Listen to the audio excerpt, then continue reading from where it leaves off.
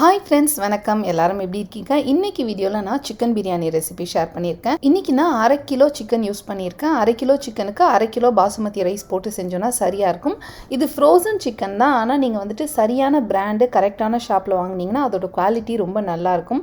நேற்றே நான் ஃப்ரீசர்லேருந்து ஃப்ரிட்ஜுக்கு மாற்றி வச்சுட்டேன். காலையில் எழுந்திரிச்சோன்னா முதல் வேலை அது சுத்தமாக க்ளீன் பண்ணிவிட்டு மேரினேட் பண்ணி வைக்கிறது தான். சிக்கன் மேலே உள்ள தேவையில்லாத ஸ்கின் எல்லாம் ரிமூவ் பண்ணிவிட்டு நல்லா கம்ப்ளீட்டாக ஒரு 4-5 வாட்டி தண்ணியில் வாஷ் பண்ணி எடுத்துட்டு நம்ம மேரினேட் பண்ணி வச்சோம் அப்படின்னா அது ஃப்ரோசன் சிக்கனாக இருந்தாலுமே நல்ல சாஃப்டாக இருக்கும். குக் பண்ணுறதுக்கும் ரொம்ப டைம் எல்லாம் எடுத்துக்காது. அதனால நான் எப்போவுமே சிக்கன் வாங்கிட்டு வந்தோடனே நான் சுத்தமாக க்ளீன் பண்ணி மேரினேட் பண்ணி வச்சுருவேன். நான் நேற்று நைட்டு தான் வாங்கிட்டு வந்தேன். இன்றைக்கி காலையில் செய்ய போகிறேன் அப்படின்ற பிளான் இருந்ததுனால நைட் அப்படியே ஃப்ரீசரில் வச்சுட்டேன். எப்பவும் போல் மஞ்சள் தூள், உப்பு, தயிர், 1/2 மூடி எலுமிச்சம்பழம் புழிஞ்சு ஊற்றி நல்லா மிக்ஸ் பண்ணி இதை நான் ஒரு பாக்ஸில் மூடி வச்சுருவேன். சப்போஸ் நீங்கள் வேலைக்கு போகிறவங்களா இருந்தால் இந்த மாதிரி மேரினேட் பண்ணி நீங்கள் ஃப்ரீசரில் வச்சுட்டீங்க அப்படின்னா நீங்கள் சமைக்கிறதுக்கு ஒரு 2 hours முன்னாடி எடுத்துட்டு அதை ரூம் டெம்பரேச்சருக்கு வந்ததுக்கப்புறம் குக் பண்ணிங்கன்னா ரொம்ப ஈஸியாக இருக்கும். உங்களுக்கு பக்கத்துலேயே ஃப்ரெஷ் சிக்கன் அவைலபிளாக இருந்ததுன்னா அதுதான் நான் ப்ரிஃபர் பண்ணுவேன். நாங்கள் எப்போவுமே ஃப்ரோசன் தான் வாங்குவோம் இங்கே அப்படின்றதுனால வீக்கெண்டில் வாங்கி இந்த மாதிரி மேரினேட் பண்ணி வச்சுட்டோம்னா வீக் டேஸில் நமக்கு ரொம்ப ஈஸியாக இருக்கும்.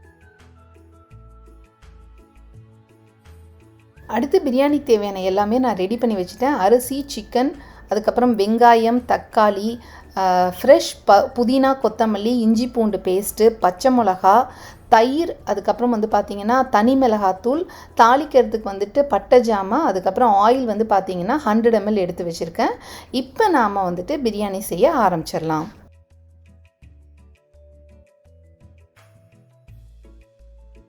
ஃபஸ்ட்டு ஸ்டெப், பாசுமதி ரைஸை சுத்தமாக வாஷ் பண்ணிவிட்டு தண்ணி வடிச்சிட்டு எடுத்து வச்சுட்டேன். ஊற வைக்கல, வாஷ் பண்ணி எடுத்து வச்சுட்டேன். இப்போ நம்ம குக்கரில் முதல்ல 100 ml ஆயில் சேர்த்துக்கலாம். கடலெண்ணெய் தான் நான் இன்றைக்கி யூஸ் பண்ணுறேன்.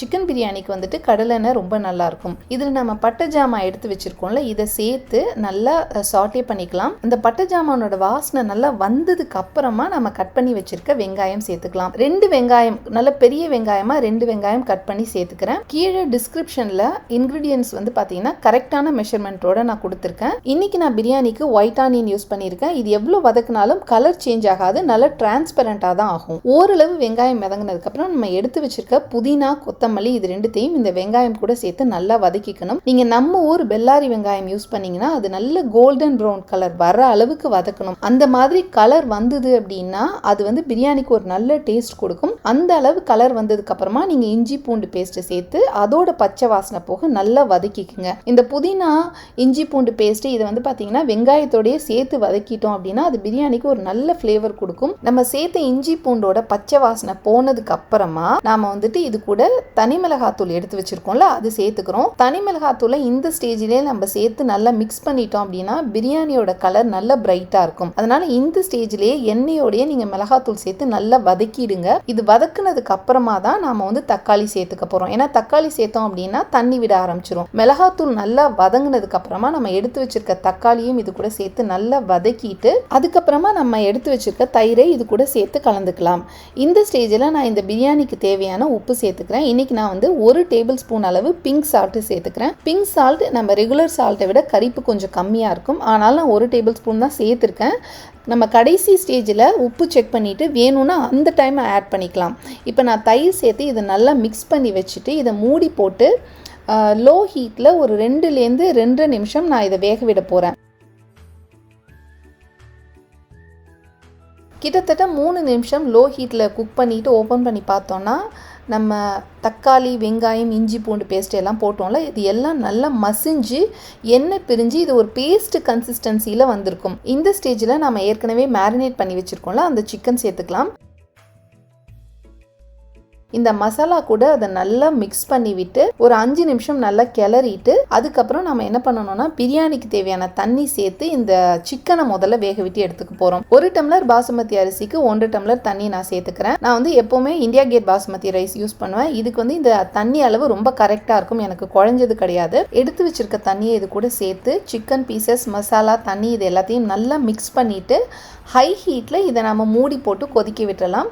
தண்ணி நல்லா கொதி வந்ததுக்கப்புறமா நான் ஏற்கனவே வாஷ் பண்ணி எடுத்து வச்சுருக்கேன்ல அந்த பாசுமதி ரைஸை இது கூட சேர்த்துக்க போகிறேன். பாசுமதி அரிசியை இந்த தண்ணி கூட சேர்த்ததுக்கப்புறம் இதை நீங்கள் ஜென்டலாக மிக்ஸ் பண்ணி விடுங்க. இந்த அரிசி நம்ம ஊற வைக்கல அப்படின்னாலும் வாஷ் பண்ணிவிட்டு நம்ம அப்படியே வச்சதுனால ரொம்ப போட்டு கலந்தோம் அப்படின்னா உடஞ்சிரும். அதனால நல்லா பொறுமையாக அந்த மசாலா கூட நல்லா மிக்ஸ் பண்ணிவிட்டு இந்த ஸ்டேஜில் நம்ம உப்பு செக் பண்ணிவிட்டு தேவைப்பட்டதுன்னா ஆட் பண்ணிக்கலாம். நான் செக் பண்ணி பார்த்தேன் கொஞ்சம் கம்மியாக இருந்தது. அதனால ஒரு அரை ஸ்பூன் கிட்ட நான் உப்பு சேர்த்துக்கிட்டு அதுக்கப்புறம் குக்கரை மூடி வெயிட் எல்லாம் வைக்க போறது கிடையாது. நல்லா ஹை ஹீட்ல வச்சிருவேன். குக்கர் மூடி வச்சதுக்கு அப்புறம் அந்த ஸ்டீம் வர ஆரம்பிச்சதுக்கு அப்புறம் திறந்து பார்த்தோம்னா அரிசி இந்த திட்டத்துல வெந்திருக்கும். இந்த திட்டத்துல அரிசி வெந்திருந்தது அப்படின்னா நம்ம தம் போட சரியா இருக்கும். இப்ப பாத்தீங்கன்னா தண்ணியும் அரிசியும் சரியான அளவுல ஒரு லெவலா இருக்கு. இந்த ஸ்டேஜ்ல லைட்டா நம்ம அந்த அரிசியை திரும்ப மிக்ஸ் பண்ணிட்டு அதாவது மேல கீழே லைட்டா பரட்டி விட்டுட்டு குக்கரை திரும்ப மூடி நம்ம ஏற்கனவே விசில் போடாம ஹை ஹீட்ல வச்சு நல்ல ஸ்டீம் வந்தோன்னு திறந்து பார்த்தோம்.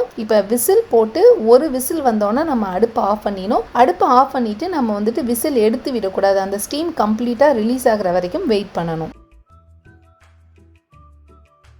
ஹையில் வச்சு ஒரு விசில் வந்தோன்னே ஆஃப் பண்ணிட்டேன். ஸ்டீம் கம்ப்ளீட்டாக ரிலீஸ் ஆயிடுச்சு. இப்போ இதை நம்ம திறந்து பார்க்கலாம். சிக்கன் பிரியாணி சூப்பராக ரெடி ஆயிடுச்சு. தண்ணி பாருங்க கரெக்டாக இருக்கு. வெறையாவும் இல்லை, சாதம் குழையவும் இல்லை. அதுவும் இன்னும் கொஞ்சம் நேரம் கழிச்சு கொஞ்சம் ஆறுனதுன்னா நல்லா உதிரி உதிரியாக வந்துடும். சிக்கன் பீசஸுமே நல்லா வெந்திருக்கு. இந்த ஸ்டேஜில் சாதத்தை போட்டு ரொம்ப கிளறக்கூடாது. ஏன்னா நல்லா சூடாக இருக்கிறதுனால உடஞ்சிரும். பொறுமையாக நீங்கள் ஜென்டிலாக திருப்பி விட்டு வேற ஒரு பாத்திரத்துக்கு மாற்றிக்கிங்க. இல்லைன்னா நல்லா அகலமான சாரணி வச்சு ஹாட் பாக்ஸ் மாற்றிக்கிங்க. இப்போ நான் காமிக்கிறேன் பாருங்க. சிக்கன் ரைஸ் எல்லாமே நல்லா குக் ஆகி கரெக்டான திட்டத்தில் இருக்கு. இதுக்கு தொட்டு சாப்பிட்றதுக்கு ஒன்று கத்திரிக்காய் வச்சு சாப்பிட்டா சூப்பராக இருக்கும். பட் எங்கள் வீட்டில் ஒருத்தவங்க தான் நான்வெஜ் சாப்பிடுவாங்க அப்படின்றதுனால நான் எப்போவுமே சிக்கன் பிரியாணி கூட ஆனியன் ரைத்தா தான் செய்வேன். ஏன்னா இதுலேயே நிறைய பீசஸ் இருக்கும். இன்னும் நம்ம எக்ஸ்ட்ரா நிறைய செஞ்சோம் அப்படின்னா ரொம்ப மிஞ்சிடும் அப்படின்றதுனால வெறும் பிரியாணி அண்ட் ரைத்தா தான் செய்வேன். இந்த சிக்கன் பிரியாணி ரெசிபி கண்டிப்பாக ட்ரை பண்ணிட்டு எப்படி இருந்ததுன்னு சொல்லி உங்களோட கமெண்ட் எனக்கு தெரியப்படுத்துங்க. இந்த வீடியோ பிடிச்சிருந்துன்னா மறக்காம லைக் பண்ணுங்க. இது வரைக்கும் நீங்கள் என்னோட சேனலுக்கு சப்ஸ்கிரைப் பண்ணதில்லைன்னா கண்டிப்பா அனிதாஸ் ஹாப்பி ஹோம்க்கு சப்ஸ்கிரைப் பண்ணுங்க. நெக்ஸ்ட் இன்னொரு சூப்பரான ரெசிபியோட உங்களை நான் மீட் பண்றேன். அது வரைக்கும் பி கூல், பி ஹாப்பி.